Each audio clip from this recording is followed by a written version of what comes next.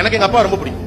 ஆனா நான் ஒரு புள்ள பெற்ற பிறகுதான் எங்க அப்பா மேல எனக்கு பயங்கர பாசம் வந்துச்சு. இவ்வளவு பெரிய விஷயம், என் அஃபோர்டபிலிட்டிக்கு நான் இவ்வளவு செய்யறேன். அவரு எங்க அப்பா எல்லா பூர்வீகத்தையும் வித்துட்டாரு.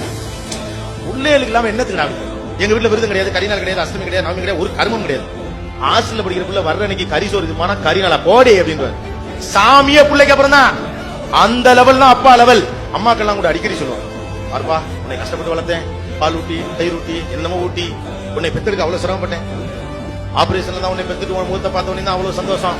அம்மாக்கள் கூட அடிக்கடி சொல்லுவாங்க, தந்தையர்கள் ஒரு நாளும் தங்கள் தியாகத்தை அறிவித்துக் கொண்டதே கிடையாது. அப்பாக்கள் சொல்லவே மாட்டான், உனக்காக ஓடா தெரிஞ்சு நீ பாரு ஷூ போட்டுருக்க நான் செருப்பு போட்டுருக்கேன் அப்பன்னு சொல்லவே மாட்டான்.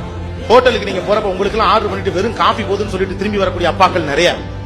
நான் 1000 இடத்துக்கு வெளியே திரும்ப போறேன், நான் போற இடத்துல சாப்பிட்டுருக்கேன். அம்மாக்கு அது புரியும். ஏங்க நீ ஒரு தோசை சொல்லிட்டா என்ன, நான் 1000 இடத்துக்கு போறேன் பிள்ளைய சாப்பிட்டு பேசாம உட்காந்து கையில 25,000 ரூபாய் முள்ளங்கி பத்த மாதிரி சம்பளம் வாங்கிட்டு வரல, ஒரு 1000 ரூபாய் எடுத்து செலவு பண்ண என்ன மோசமா போச்சு நினைப்பேன். ஆனா இருக்கட்டும், அவனுக்கு எதுக்காக தேவைப்படும், கையில காசு செலவு பண்ண மாட்டேன். இப்படிப்பட்ட அப்பனை ஒரு 16 வயசுல நம்ம பையில ஒரு கல்வி ஊத்துவானோ, அது அப்பாவுக்கும் தெரியும். தன்னுடைய தியாகத்தை அவன் புரிந்து கொள்ளவில்லை என்று அவனுக்கு தெரியும்.